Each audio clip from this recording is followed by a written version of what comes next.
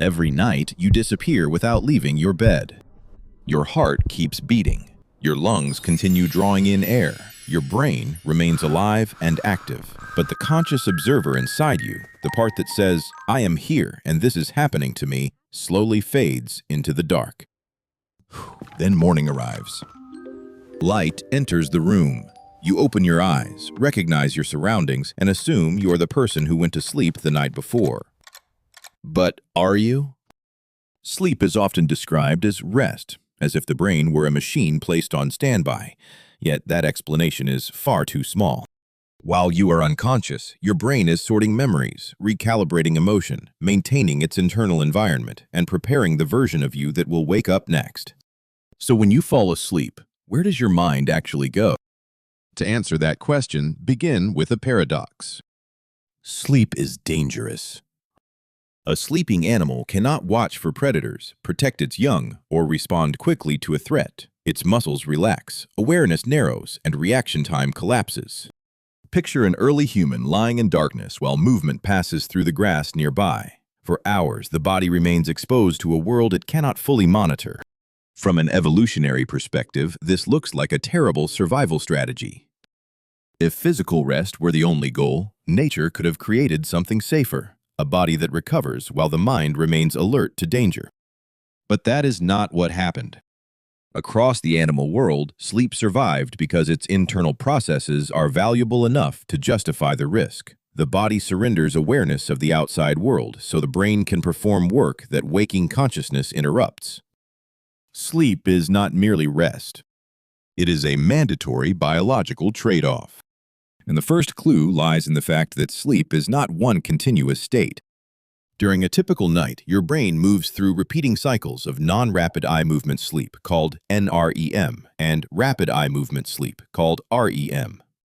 As you drift off, breathing slows, heart rate settles, and body temperature drops. Brain activity becomes slower and more synchronized, as if millions of neurons are falling into a deeper rhythm. As NREM sleep deepens, the body shifts toward restoration. Immune function and tissue repair are supported, while the demands to react to the outside world becomes quieter. If sleep ended there, the story would be simple. But then the brain changes modes. You enter REM sleep. Your eyes begin darting rapidly beneath closed eyelids. Activity in several brain regions becomes intense and complex. Vivid dreams become more likely. Inside the darkness of your skull, the brain begins constructing an inner reality. And at the exact moment that internal world becomes most active, your brain suppresses most voluntary muscle movement. This temporary paralysis is called REM atonia. Think of it as a firewall between the dream world and the bedroom. If you dream that you are running, fighting, climbing, or falling, your body usually does not perform those actions in bed. The experience unfolds internally while the muscles remain largely still. Sometimes, however, the timing becomes briefly misaligned. Your awareness returns before normal muscle control does. You can see the room. You may hear sounds or feel pressure on your chest. You know you are awake, but you cannot move. This is sleep paralysis. For centuries, people explained it through folklore. They described shadow figures, spirits, or something sitting on the sleeper's body. But neuroscience offers a less supernatural and, in some ways, more unsettling explanation. Part of your brain has awakened, while another part is still following the rules of REM sleep. Your mind is back. Your body has not received the message yet. But if the brain is active enough to generate a convincing dream world and powerful enough to immobilize the body, what is it doing with all that energy? One of its largest tasks is memory management. From the moment you wake up, your nervous system is flooded with faces, voices, notifications, emotions, new facts, mistakes, and details you never consciously decide to remember. Every experience changes patterns of activity between neurons, but the brain cannot preserve everything with equal strength. It must prioritize. Sleep appears to stabilize useful memories while allowing less important information to fade. Practiced skills, studied ideas, and emotionally meaningful experiences can be integrated into larger networks of knowledge. Learning does not end when you close the book. Part of it begins when you close your eyes. Popular explanations describe this as deleting useless files, but the process is more complex. There is no tiny editor reviewing your day. Memory is reshaped across neural networks through changes in activity, chemistry, and connection strength. Still, the result can feel like editing. Some parts of the day become clearer. Others slowly dissolve into background noise. Sleep also supports a more literal form of maintenance. In a major 2013 study, researchers observed sleeping mice and found that space between brain cells increased during sleep. This appeared to help cerebrospinal fluid move through brain tissue and clear metabolic waste, including beta amyloid.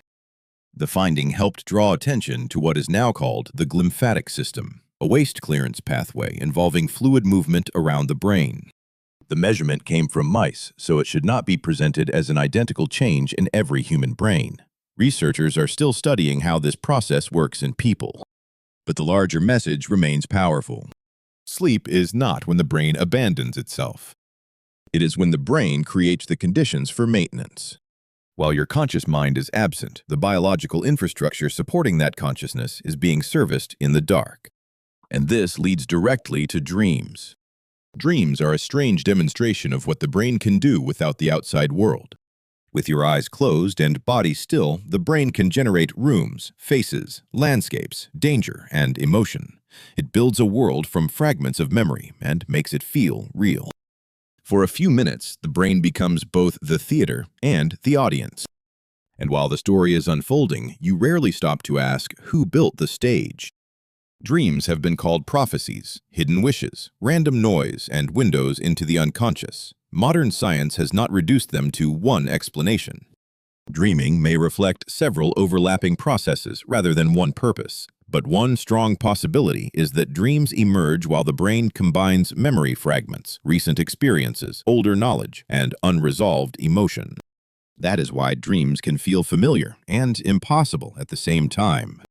A childhood home appears in a city you visited last month. A fear becomes a hallway with no exit. A desire becomes a train you can never reach. The story may be absurd. The emotion is often precise. A dream can be illogical as a narrative and still be accurate as a feeling. You may dream that you are unprepared on stage when the deeper fear is judgment. Your phone may fail when the real feeling is helplessness. You may be chased when waking life feels impossible to face. This does not mean every image contains one fixed symbolic meaning. It means the sleeping brain can transform emotional pressure into experience. Nightmares reveal the darker side of that process. They are not predictions. They can be influenced by stress, trauma, medication, illness, disrupted sleep, and repeated fear. In some cases, the brain may return to threatening material because the experience has not been fully integrated. People sometimes describe REM sleep as overnight therapy. Evidence links it to emotional memory processing, and researchers have proposed that the brain revisits emotional experiences under different neurochemical conditions. But sleep does not automatically heal every wound. Some memories remain painful. Trauma can repeatedly disturb sleep. Nightmares can become chronic. And when they do, they may require support rather than another inspirational quote about getting 8 hours. Still, many people recognize a gentler version of this effect. A problem that felt unbearable at midnight can feel more manageable in the morning. The facts have not changed. The argument still happened. The loss is still real. But your relationship to it may have shifted. Before we go deeper, think about your own nights. When your sleep becomes disturbed, what appears first? Racing thoughts, vivid dreams, sleep paralysis, or waking at the same hour again and again? Leave the one you experience most in the comments. Your answer may reveal which part of the night your mind is struggling to complete.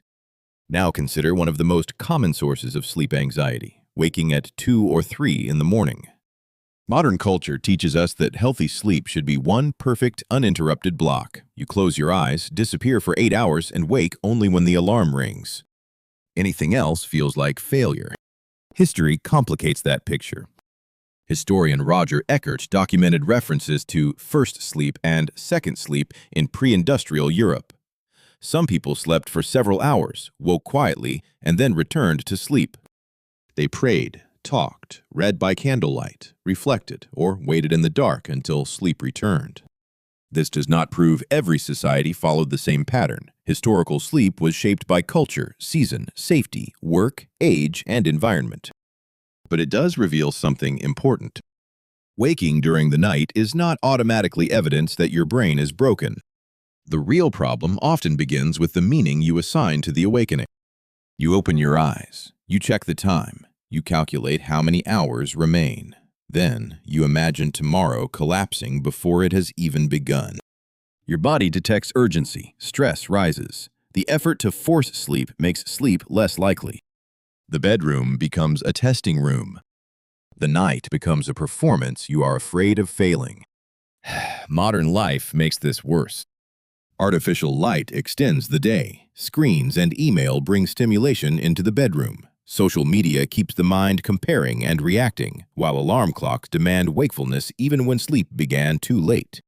We do not simply arrive at bedtime tired.